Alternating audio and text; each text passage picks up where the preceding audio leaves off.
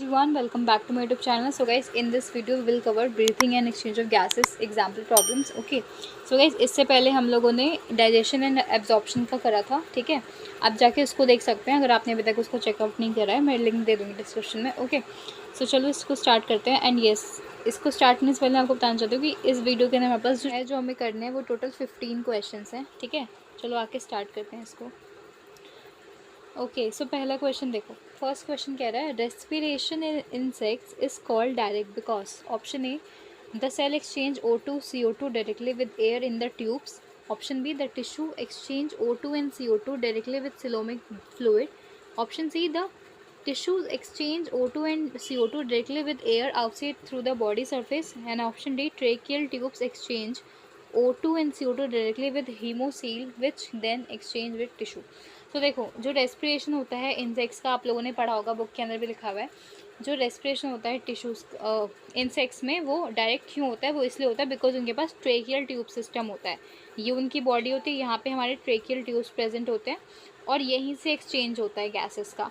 ठीक है, सो हमारा ऑप्शन डी सही है यहाँ पे. ठीक है, यहाँ पे हीमोसील होता है जिसकी वजह से सारा एक्सचेंज होता है बाकी के ऑर्गन्स के, और इस तरीके से जो हमारा ऑक्सीजन है वो पूरा ट्रांसपोर्ट करता है, ऑक्सीजन एंड CO2. ओके, आगे चलते हैं. अब है हमारा question number second. So question number second को देखो. क्वेश्चन नंबर सेकंड कह रहा है हमसे regarding the functions of our respiratory system mark the wrong entry. हमें बताना कि रेस्पिरेटरी सिस्टम के अकॉर्डिंग ये कौन सा गलत है. Humidifies air, warm up the air, exchange of gas या क्लीन्स अप द एयर.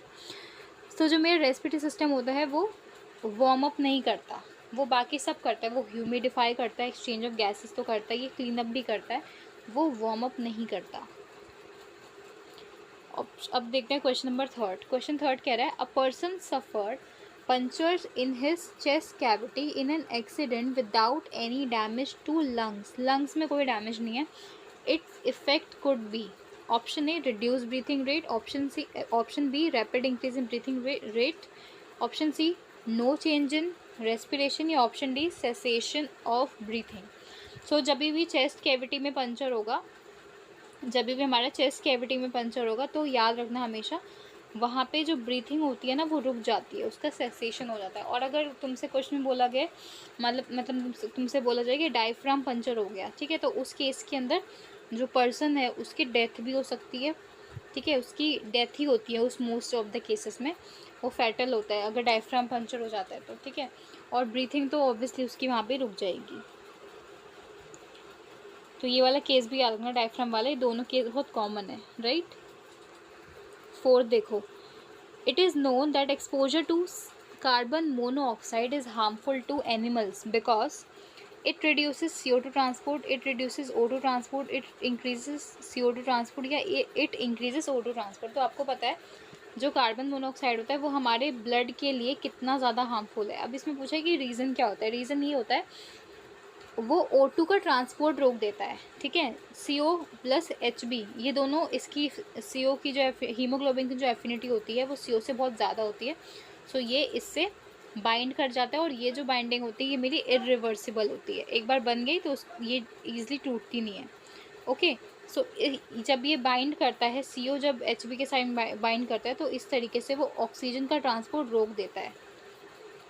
तो इसके अकॉर्डिंग हमारा जो आंसर है वो बनेगा हमारा option B, it reduces O2 transport.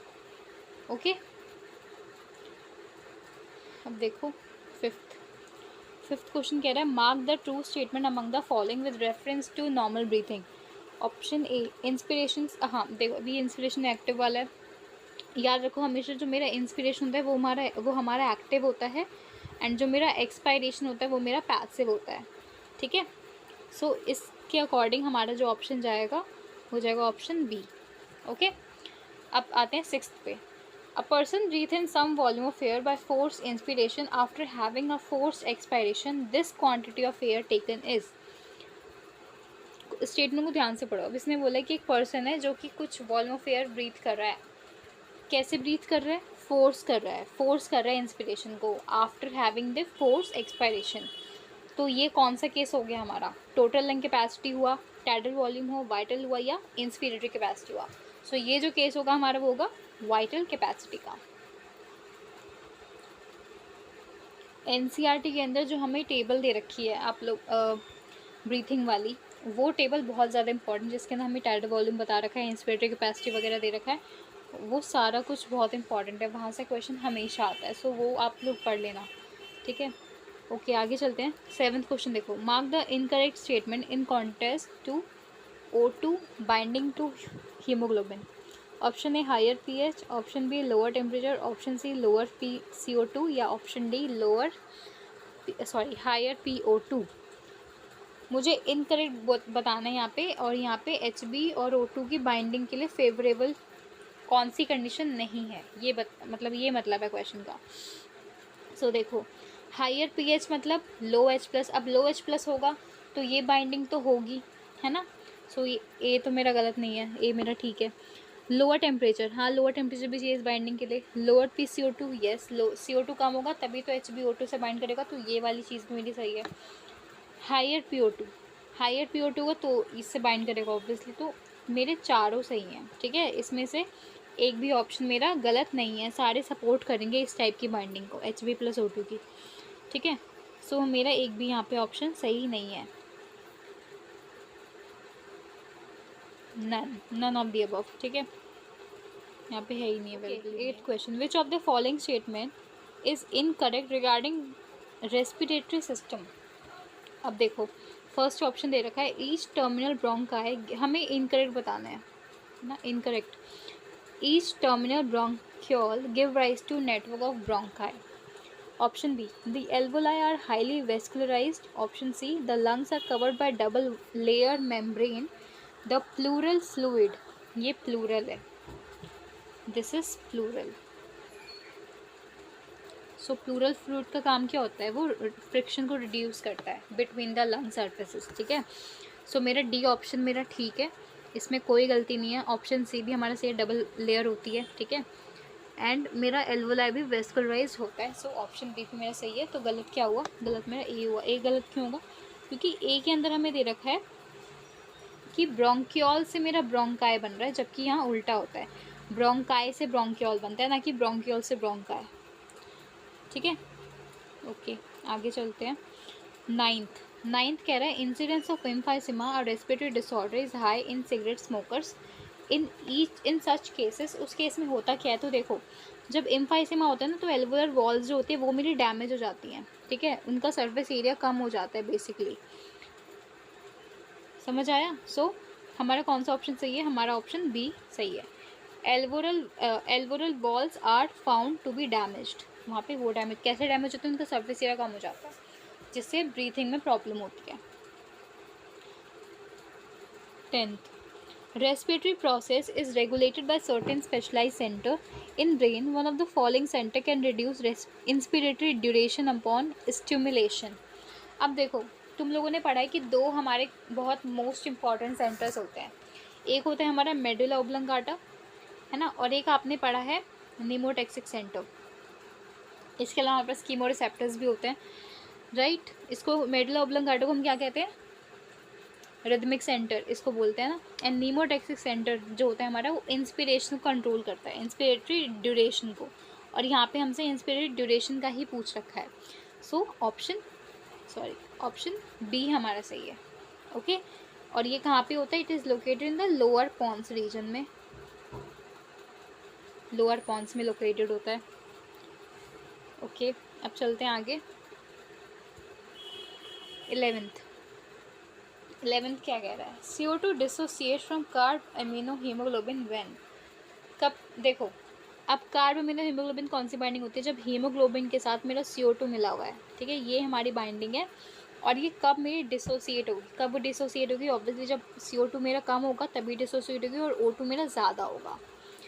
तो इसके अकॉर्डिंग अगर हम देखें तो हमारा कौन सा ऑप्शन सही है, हमारा ऑप्शन बी सही है, high PO2 and lower PCO2, okay. 12th, in breathing movement the air volume can be estimated by, ये NCERT में साफ साफ लिखा हुआ है ना। ब्रीथिंग मूवमेंट में जितनी भी मेरी एयर इन्वॉल्व होती है उसको मेज़र करते हैं स्पायरोमीटर से। स्पायरोमीटर से कौन सी चीज़ें मेज़र नहीं कर सकते, तो हम रेजिडुअल वॉल्यूम को मेज़र नहीं कर सकते, हम FRC को मेज़र नहीं कर सकते, फंक्शनल रेजिडुअल कैपेसिटी को मेज़र नहीं कर सकते, एंड रेजिडुअल वॉल्यूम को भी मेज़र नहीं कर सकते। Important. 13th, from the following relationship between respiratory volume and capacities mark the correct answer. अब देखो हमें बताना है, 4 हमें दे रखे हैं, इन चारों में से हमारा सही कौन सा और गलत कौन सा हमें बताना है। देखो, inspiratory capacity is tidal volume plus residual volume, ये गलत है हमारा। क्यों? क्योंकि इंस्पिरेटरी कैपेसिटी मेरा IRV प्लस वाइटल कैपेसिटी होता है, सॉरी TV होता है। टाइडल वॉल्यूम प्लस IRV होता है, ये तो होता नहीं है, तो इसलिए मेरा फर्स्ट तो मेरा गलत है, तो मेरा A और B में से ऑप्शन सही होना चाहिए। अब देखते हैं सेकंड को। सेकंड कह रहा है vital capacity is tidal volume, inspiratory reserve volume and expected volume reserve volume. So yes, मेरा सेकंड मेरा ठीक है, this is my correct option, तो मेरा ऑप्शन B सही हो जाएगा। ठीक है, देखो फर्स्ट तो मेरा इनकरेक्ट ही था, एंड सेकंड में अगर देखूं तो सेकंड वाला मेरा करेक्ट है, तो मेरा B ठीक है। बाकी हम थर्ड फोर्थ भी देख लेते हैं। Residual volume is vital capacity minus inspiratory reserve volume. So यहाँ पे हमारा ये भी ठीक है। क्यों ठीक है? थर्ड वाला मेरा गलत है, सॉरी थर्ड गलत है हमारा। फोर्थ अगर मैं देखूँ, tidal volume is equals to inspiratory, हाँ ठीक है, फोर्थ मेरा सही है। फोर्थ मेरा सही क्यों है? क्योंकि जो IC होता है वो मेरा होता है IRV प्लस TV। अब इसने बस इसको रीअरेंज हमें करना है, TV के टर्म्स में लिखना है। TV के टर्म्स में लिखेंगे तो TV is equals to IC minus IRV, वही दे रखा है मुझे फोर्थ में, ध्यान से अगर हम देखें तो। ठीक है, सो अकॉर्डिंग टू दिस हमारा फर्स्ट करेक्ट है, फर्स्ट हमारा इनकरेक्ट है, B मेरा करेक्ट है, C मेरा करेक्ट है, E मेरा इनकरेक्ट है, सॉरी C मेरा इनकरेक्ट है, एंड फोर्थ मेरा करेक्ट है। तो 2 करेक्ट है और 2 इनकरेक्ट है। ऑप्शन B हमारा सही है। 14th क्वेश्चन देखो, the oxygen haemoglobin dissociation curve will show a right shift in case of. अब इसने ही बोला है, आप लोगों ने कर्व पढ़ा है HbCO2 का, जहाँ यहाँ पे हम पार्शियल प्रेशर लिखते थे, सॉरी यहाँ पे पार्शियल प्रेशर लिखते थे और यहाँ पे परसेंटेज सेचुरेशन आता था, वाई एक्सिस में परसेंटेज सेचुरेशन आता था एंड वाई एक्सिस में पार्शियल प्रेशर, यहाँ पे परसेंटेज सेचुरेशन का था। ठीक है, तो आप लोगों ने कर्व पढ़ा होगा, एक सिग्मॉइड कर्व हमारा बनता है। अब इसने बोला ये जो कर्व है ना, ये मेरा राइट में शिफ्ट हुआ है। तो राइट में शिफ्ट कब होता है? राइट में शिफ्ट तब होता है जब मेरा Hb प्लस O2 इस बाइंडिंग की मेरी डिसोसिएशन हो रही होती है। अब डिसोसिएशन कब होगा इसका? तब होगा जब मेरा CO2 का लेवल ज़्यादा होगा। अब देखो HB प्लस O2 का बाइंडिंग कब होगा? जब मेरा CO2 का वॉल्यूम, CO2 ज़्यादा होगा, पार्शियल प्रेशर CO2 का ज़्यादा होगा, H प्लस मेरा ज़्यादा होगा, टेम्परेचर मेरा ज़्यादा होगा और pH मेरा लो होगा। इन 4 कंडीशंस के अंदर जो मेरा कर्व है वो राइट में शिफ्ट करता है। ओके, सो इसके अकॉर्डिंग अगर हम देखें तो कौन सा होगा? लेसर H प्लस पे होगा नहीं, लो पे भी होगा नहीं, लो हाई पे A में। ठीक है, अगर मेरा PCO2 ज़्यादा है तब मेरा HbO2 का कर्व टूटेगा, और जब टूटेगा तो राइट में शिफ्ट होगी। राइट में शिफ्टिंग मतलब इन ये 4 कंडीशन फॉलो हो रही है। अब इसके अकॉर्डिंग देखें तो ऑप्शन A हमारा सही है। क्लियर? ये कर्व भी इम्पॉर्टेंट है। अब हम चलते हैं अपने लास्ट क्वेश्चन पे, मैचिंग है जो। ठीक है, इसके ऑप्शन मुझे इस वाले पेज पे दे रखे हैं, कोई नहीं, पहले इसको देख लेते हैं फिर बाद में मैच कर लेंगे। देखो, अर्थवॉर्म, जो मेरा अर्थवॉर्म होता है उसके लिए we have moist cuticle. Insects में मैंने भी आपको बताया था ऊपर ट्रेकियल ट्यूब्स होते हैं। फिशेस गिल्स को यूज़ करती हैं एंड बर्ड्स एंड रेप्टाइल्स में लंग्स होता है। सो A का हमारा फर्स्ट है, B का फोर्थ, A का फर्स्ट, B का फोर्थ, A का फर्स्ट, B का फोर्थ। देखो ऑप्शन सेकंड हमारा सही है, A का फर्स्ट, B का फोर्थ, तो ऑप्शन B हमारा सही है। बाकी C का सेकंड एंड D का थर्ड आप मैच कर लेना, यही होगा आपका। ठीक है, सो गाइस यहाँ पे हमारे क्वेश्चन सारे ख़त्म होते हैं। टोटल 15 क्वेश्चन थे जो हमने कवर करे। ओके, अब हम नेक्स्ट वीडियो में हम करेंगे body fluids and circulation question. Okay, and अगर आपने इससे पहले देखे वीडियोस यूनिट्स को नहीं देखा है तो आप जाकर देखो चैनल पे, मैं लिंक भी दे दूँगी डिस्क्रिप्शन में। अब मिलेंगे हम नेक्स्ट वीडियो में। ओके, अभी के लिए स्टे ट्यून्ड।